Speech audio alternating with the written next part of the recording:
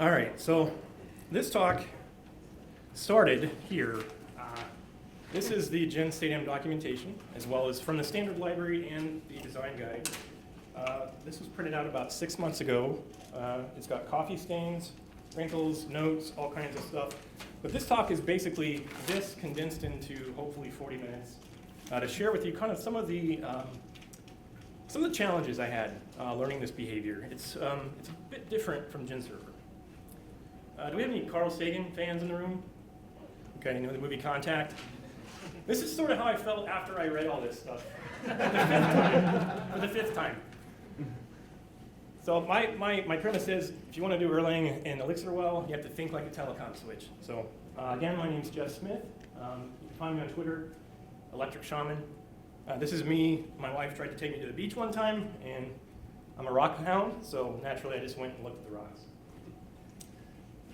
All right, so again, the objective of my talk here is to encourage adoption of GenStatEm. I think there's been some pushback maybe from people about, you know, we've done GenServer so much that like these things are burned into our neural pathways. And we get to the documentation for GenStatEm thinking, I know I've got a state machine here, and then we look at it and we're like, oh my God, like I can't do that. Like there's about 5 different things you have to have open in your browser to really bring this whole thing together. And I'll share those links with you at the end. But at the very least, I just hope it will encourage you to kind of get over that hump, you know, of complexity there to really understand the power of this behavior. So an interesting thing to keep in mind is that even though we have all this power, the performance with GenStatEm is actually on par with GenServer. And this for those that don't know, this behavior was released, I believe, in Erlang 18. And then there is if you are using GenFSM, there is an upgrade path, and that's in the documentation. One way to put it is it's more flexible and more abstract than GenServer. That's one way to put it. And since I primarily write Elixir in my day job, like a lot of the code that you're going to see on this, and there's not too much code, but some of it is all in Elixir. And so there's a wrapper out there for Elixir called GenStateMachine. Really great library. There's a lot of great documentation in its own right. Like I said, there's about 5 or 6 different things you're going to want to have open as you're learning this behavior. And I would argue that the GenStateMachine documentation, even though it's in Elixir, if you're an Erlang developer, it does provide some additional context that's helpful. I didn't use GenFSM before I learned this behavior. So that may explain why I'm not running away streaming if you have a pre-existing sort of mental model. All right, so just so the beginners, so beginners don't get lost, this is kind of an intermediate talk, and I'm not going to go through all of the how-to stuff on GenStatEm, but I will at least give you some high-level concepts to kind of help with the rest of the presentation. All right. So let's start with state. So how many people use GenServer like regularly? Like, okay, yeah, everybody. So we're used to thinking of state as like where we put stuff, right? If you want to process to hold on to stuff, you're going to stick it in a state. But in this context, what we're talking about is we have a state machine. It's just our state. So this is like an atom.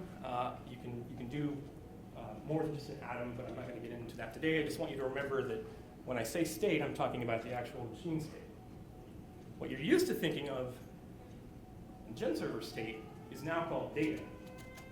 It's very descriptive, but that's where you might put, you know, if you're modeling, like, say, a door lock, that's where you might put the code or stuff that you're used to putting in GenServer state is probably going to be in data.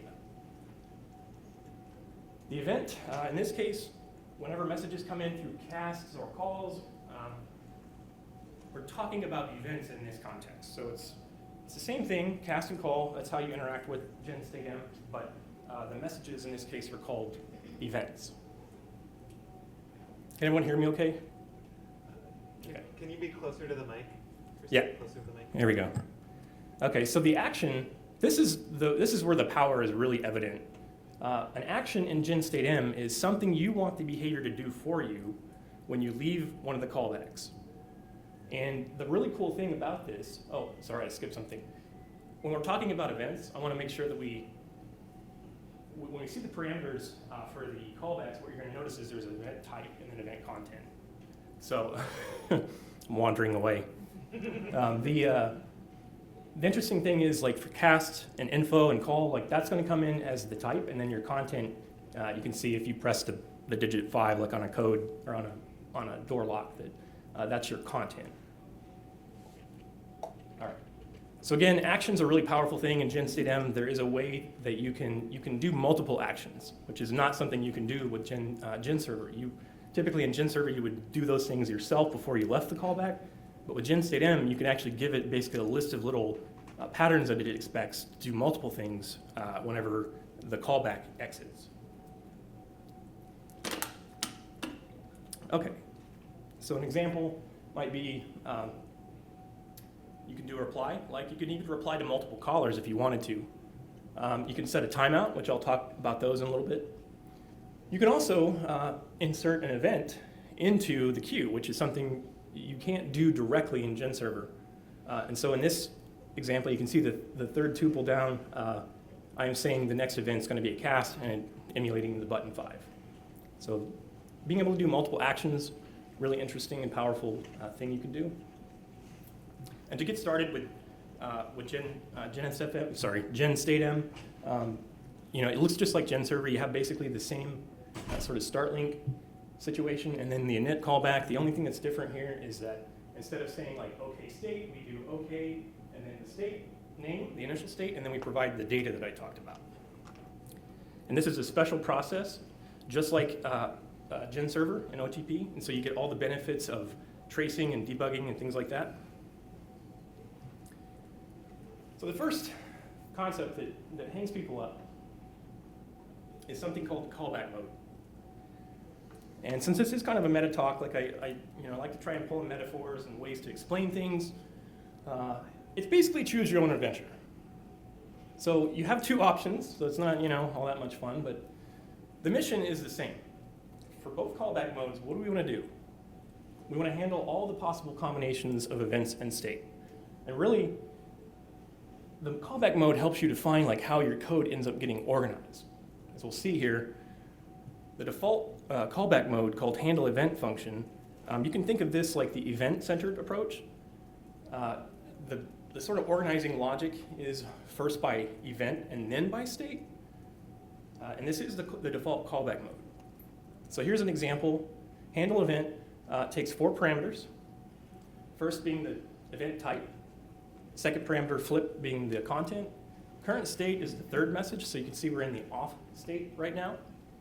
And then 4 parameters being data, and we're just telling the machine here, I want you to transition to the on state and increment whatever's in data by 1.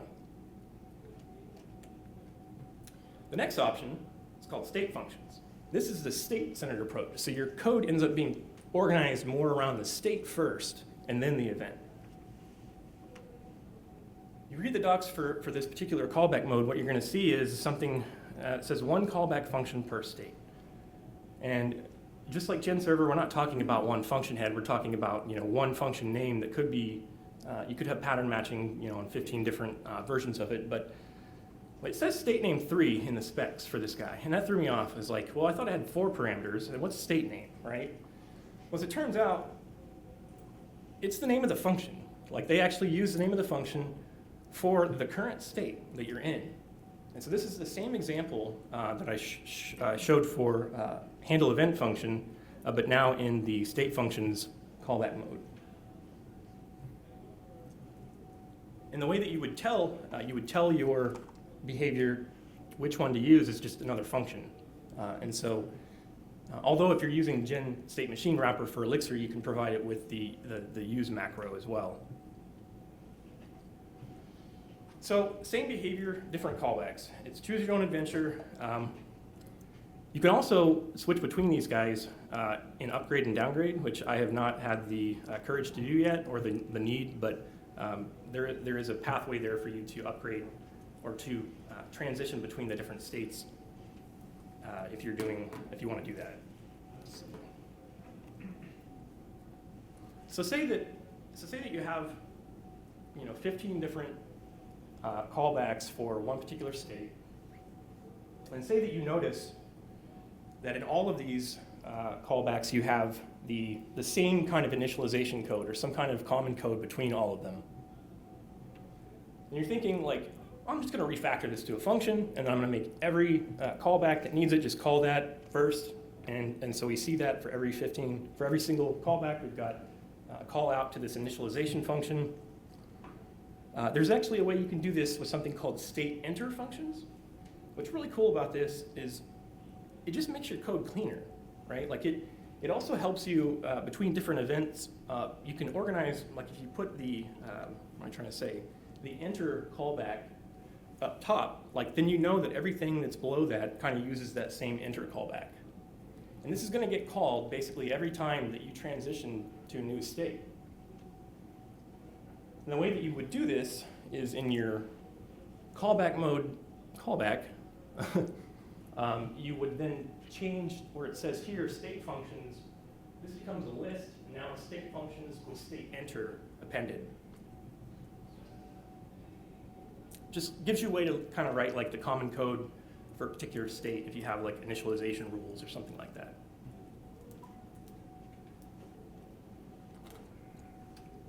And then you can see also the first parameter for this special callback, it just says enter, but then you also get the old state as a second parameter. So you know you're going, in this case, from on to off.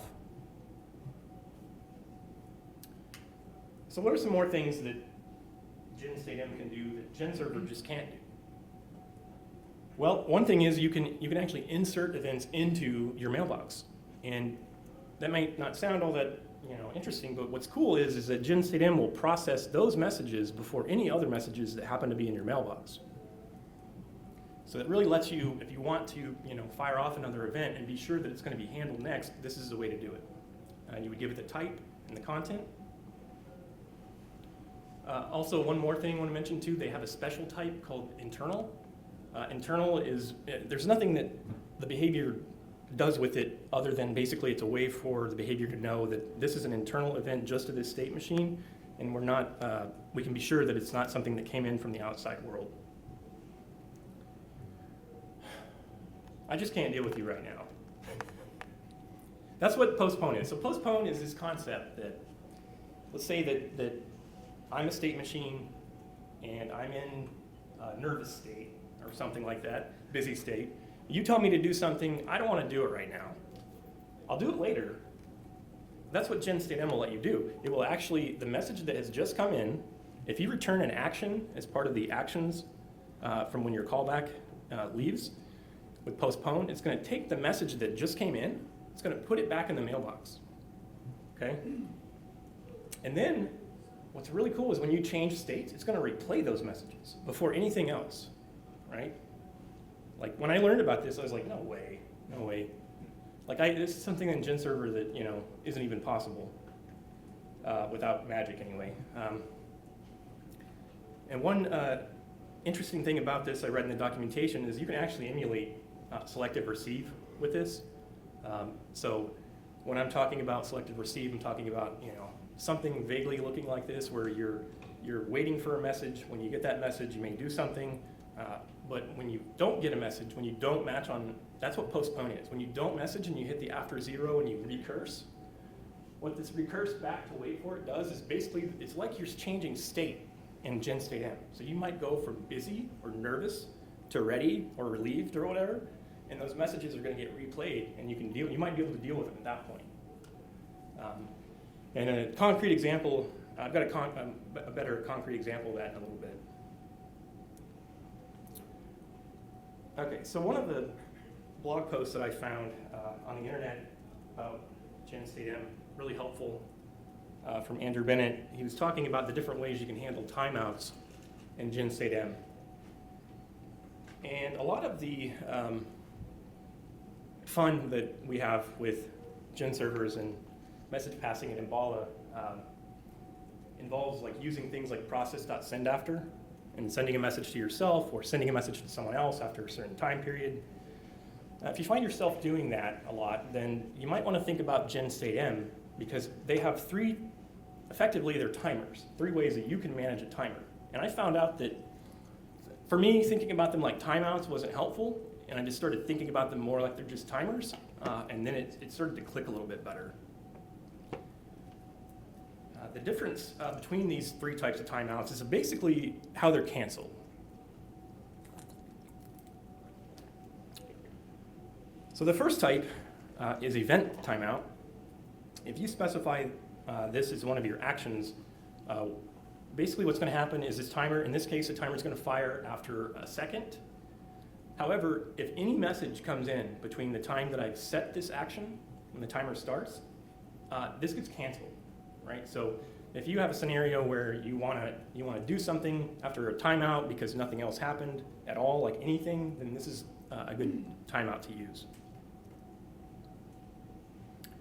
The next one, and my favorite, is state timeout. This is a timer that gets canceled when the state changes. So imagine that you are building, like, let's just say it's a HTTP client or something, and you want to model the states that you're in as you're sending a request and receiving the response and so on. Let's say that whenever we send the request, we're going to start a state timeout. We're going to change our state to awaiting response, because we've just sent the request and now we're waiting for the response. If we don't get that response, let's say in 30 seconds, we're not going to, the state won't change, obviously, and that timer will expire, and we will get a message that looks like this. So one of our callbacks will receive a message that has an event type of state timeout. The second parameter, where you see response timeout, stream, from, this is interesting because I specified that when I left the first callback. The callback when I sent the request and I was waiting for the response, I started the timer, but I also attached this data to it. And in this case, stream, I don't know if anyone's used the gun library from 9.9s, but it works really well with GenServer, I'll say that. But it works off the concept of streams. And so request is like a stream. And so basically what we're doing is, in this timeout, we're saying it's a response timeout. And if it does happen to expire, then it's going to pass stream and that from value to the callback that handles the expiration. And this would be the callback. So again, we see that state timeout, and then here comes our stuff. We're currently in awaiting response because we didn't get the request back. Of course, and then we would do something about that. We could try to retry or do something more intelligent, but I'm not going to risk trying to explain that stuff up here, and it's not necessarily totally relevant. But the point is that you can use data, you can pass data through these timeouts. So that's something that's really interesting to me, because then you don't have to keep a bunch of stuff around in the data, right? Like you can just pass your stream and your from value with the timeout, and then whenever you want to say reply to the caller, even though you're in a completely different callback, you can do that from here, right? In GenServer.reply, you've done that pattern maybe where you take the from value and then you reply to it later. But in this case, the behavior will do it for you. You just have to have access to the variable, and you'll see that here when I say reply from, this is an action that the behavior will take for me, and it's going to send the message error response timeout. And then my second action, the return value is next state, and I'm going from awaiting response to ready. All right. So the third timeout is something called the generic timeout. And you can have as many of these as you want. You can start, the way that they're canceled is basically you have to cancel them. Then once they're started, they don't go away. So you have to then set I think it's the value to infinity to get this thing to be canceled by the behavior. One cool thing though is that you get to give a name with your timeout. And so, obviously you can pattern match on that and handle things differently. Cool. So one of the things I really wanted to get across in this talk is, because we have performance on par with GenServer, we have semantics that are identical from the client's perspective to GenServer. there's this idea that, architecture is about irreversibility or reversibility. And that's what I'm trying to say here is that if you use gen state machine and you decide later on that, this is I'm way out of, I don't want to do this anymore or whatever, you really don't have to worry about, from the client's perspective, changing anything else, because the semantics are identical with GenServer. You do cast and call, you have the same semantics there. There is no difference, effectively. So the client API, from the client's perspective, it doesn't change. There could be any number of things going on behind this interface, but we could be using gen state machine, GenServer, it doesn't matter, like the semantics are going to be equivalent. And so that's, I guess, my argument is that, if people want to try it, there's a little bit less risk because you can back out to GenServer if you feel like you need to. Cool, all right, so one of the things that I really wanted to get across too is when I said earlier that we have, you would have like a number of different browser windows open. This is required basically. If you want the first two resources here for the standard library documentation, they constantly reference something in the design principles guide, so you're going to want to have both of those open at the same time, and that's why I have this big stack of papers over here. It was just easier for me to just print them out and read them rather than trying to multi-monitor it. And then I do want to thank Andrew Bennett for this blog post. It was sort of at a point when I decided that I wanted to learn more about GenStateM. His blog post really sort of propelled me past, I don't know, like what felt like peer pressure to not use it. So I felt like, oh, somebody else out there thinks it's cool. And then if you're brave, like I really would like to recommend that you take a look at the GenStateM source code in Erlang, because that's something that the documentation there inline is actually quite good. And it helped me just make sense of a lot of the mess, I guess. So that's all I have, really. I hope that that gives you kind of a good idea of where the pitfalls might be with GenStateM and the types of things that if you are a beginner, you can come back to this and sort of reference, like, how the simplicity of it. And I hope you guys enjoy the rest of the conference, and I thank you for your time.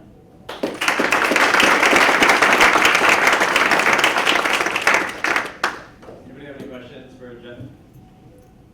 Yeah, hi. Hey. So I've never used GenStateM before, and it's very interesting. Mm-hmm. What types of problems do you typically use GenStateM to solve? So you talked about like timeouts and things like that. It's getting my brain thinking. But, Yeah. when do you make the decision that it's a better tool? The obvious answer is when you want a state machine. Right. Right. Yeah, and I would argue that maybe. Oh yeah. So the question is, when would you know? How do you know like when to use it, or what would the intuition there be? I think timers. If you find yourself doing like process.send after a lot, if you're sending yourself a lot of messages that involve specific times, or if you're doing obviously some things that can be represented as a state machine don't always make total sense up front, like they said in the HTTP request. If you can model a process as a step-by-step process, you have a good chance you'll benefit from this. And it does provide you, like I said, with the sort of being able to emulate selective receive. You do have some ordering capability if you want to handle certain messages in a certain order. So that's another intuition. You have some ordering dependencies between your messages. Does anyone have any other ideas? Like that's my rule of thumb. What else? Someone back there? Yeah, I tend to, for GenServers, I tend to use a struct, the same name of the GenServer itself, as the state. And given that that's more complicated than a simple atom, I'm wondering if that's also a pattern that you've used and if you found specific cases where one approach is better than the other. Yeah. I said that's one of the, I gotta repeat the question. So you're asking basically like, you use a struct for GenServer to hold your state.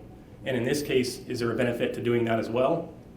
No, it seems that the actual state here has to be an atom, is that correct? Oh, okay.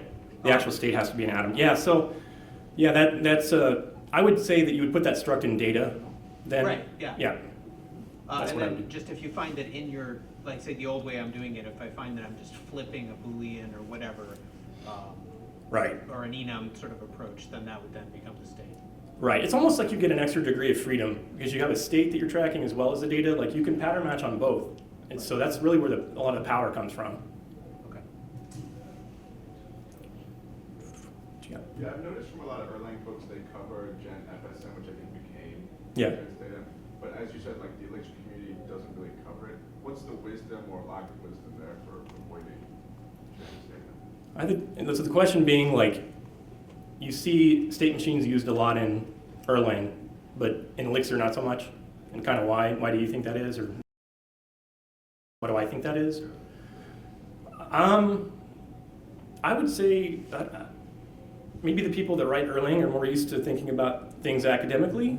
I don't know. I mean, I'm one of those guys who didn't take the computer science route, you know, so I'm filling in the blanks, but like it seems to me like when I'm writing GenServers a lot that I often have a state value, like some kind of a modality that I'm tracking.